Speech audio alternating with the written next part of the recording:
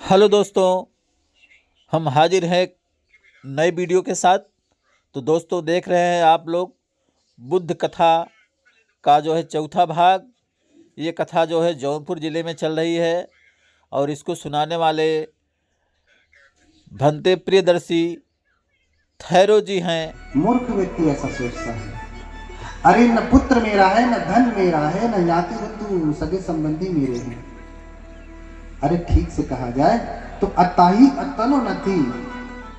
ये मेरा जो शरीर है ना, ये जो मैं, ये मेरा जो शरीर है ना, यही मेरा नहीं है। शरीर तो छोड़ दीजिए, मन ही मेरा नहीं है क्या? जरा आंख बंद करके बैठिए और अपने मन को कहिए, बस भगवान बुद्ध को ही ध्यान में लेकर के बैठना। बैठेगा 1 घंटा तक कहो कि नहीं, हे मेरे मन, अब तो खाली बुद्ध का ध्यान कर, कहीं जाना मत। शरीर तो छोड़ दीजिए, मन भी आपका नहीं है, आपके अनुसार चलता ही नहीं, आपका नहीं। ये शरीर भी मेरा नहीं है। अगर आपका ये शरीर होता तो अपने इस शरीर से कहिए कि अरे मेरे शरीर हमेशा जवान बने रहना। कहिए ना, आपका है तो कहिए, अरे मेरे शरीर हमेशा जवान बने रहना। अरे मेरे शरीर एक थरिया खाता हूं लेकिन मोटा मत होना। कहिए, सुनेगा? नहीं सुनेगा? अच्छा, मोटा हो गया, अरे मेरे शरीर जरा दुबला हो जा, स्मार्ट हो जा, हो जाएगा।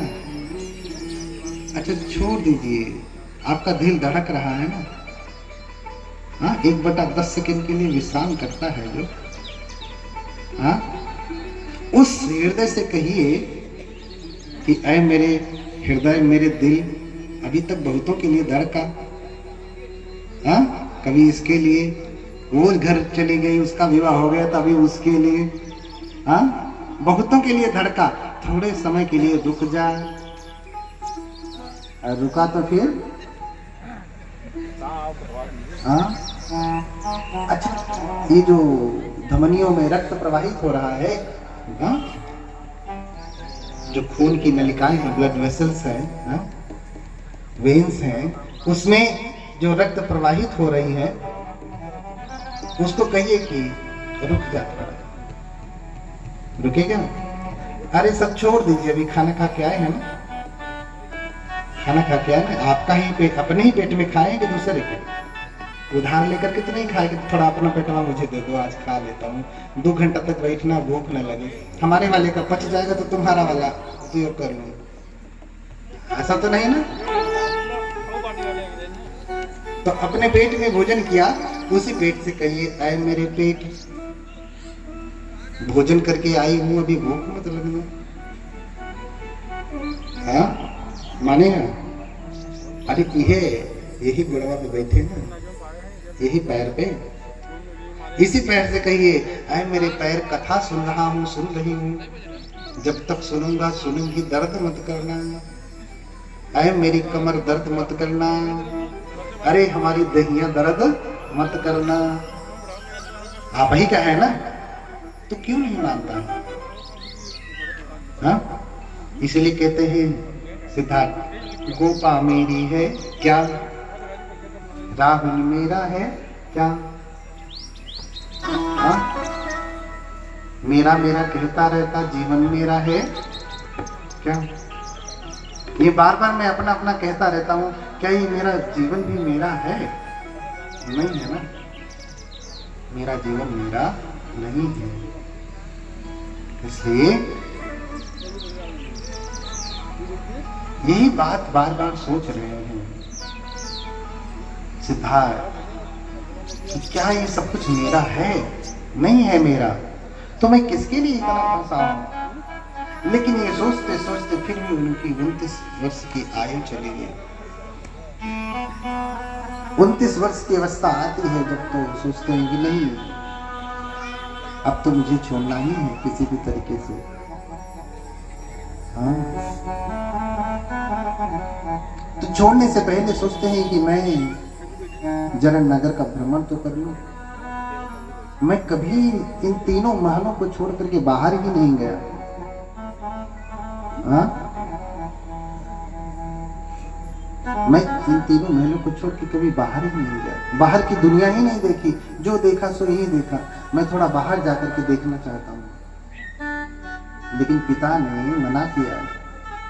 लेकिन पुत्र भी जिद पे आ गया, नहीं मैं जाऊंगा, मुझे जाने दीजिए पिताजी, मैं बाहर जाऊंगा, मैं बाहर की भी दुनिया देखना चाहता हूँ। तो बहुत मना करने के बाद भी जब नहीं माने तो राजा ने पूरा प्रबंध पहले करा दिया, सब साफ सफाई करवा दी नगर की, कि कोई बूढ़ा बीमार टेढ़ा मेढ़ा लूला लंगड़ा गंदगी, हाँ सब कुछ ठीक करा दिया। जैसे कोई मंत्री आते हैं तो सब साफ सुथरा हो जाता है, टूटी फूटी सड़क बन जाती है, हाँ ठेला ठेला उठा करके फेंक देते हैं बेचारों का, यही होता है ना। शासन का प्रभाव है, चाहे राजतंत्र हो चाहे प्रजातंत्र हो। हाँ। और राजा ने सारी व्यवस्था करवा दी, सब ठीक करा दिया, एकदम बढ़िया बढ़िया। लगे कि एक महल से निकल करके दूसरे ही महल में आ रहे। अपने सारथी छन्न के साथ निकलते हैं। हाँ?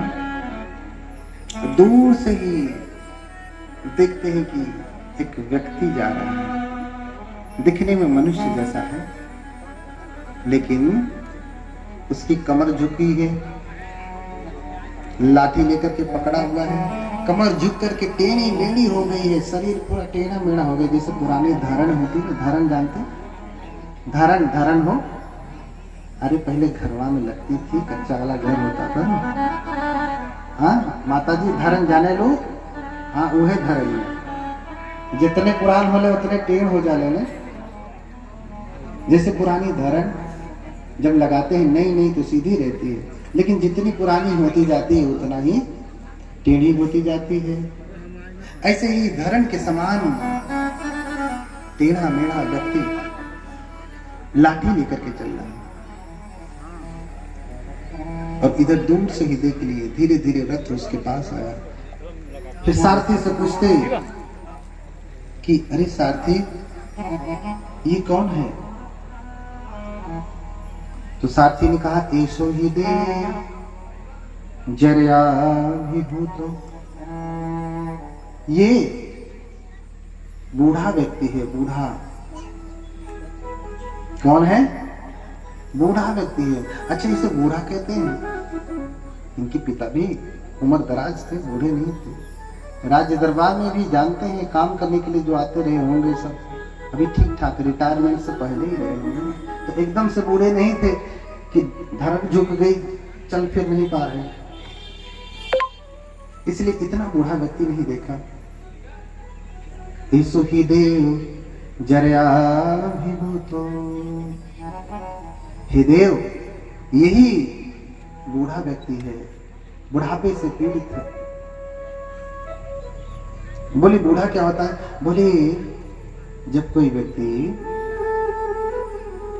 जिसकी इंद्रियां विकल हो जाती हैं, शरीर में झुर्रियां पड़ जाती हैं, हड्डियां कमजोर हो जाती हैं, चमड़ी झूल जाती है, शरीर में शक्ति नहीं बचती है, आंखों से दिखाई नहीं देता, हाँ? बाल झड़ जाते हैं, दांत टूट जाता है, ऐसा ही बूढ़ा व्यक्ति होता है। बोले क्या मैं भी बूढ़ा हो जाऊंगा? बोले हाँ राजकुमार आप भी बूढ़े हो जाएंगे। बोले फिर इससे बचने का क्या उपाय? बोले मुझे नहीं पता इससे बचने का कोई उपाय। राजकुमार बहुत दुखी होते कि इतना सुंदर शरीर है, कल मैं भी ऐसे बूढ़ा हो जाऊंगा, लटक जाएगा मेरा शरीर, और इसके लिए कोई उपक्रम नहीं, कोई तैयारी नहीं। इसलिए कहते हैं भेग सारथी अबुध बाल जनस्य बुद्धि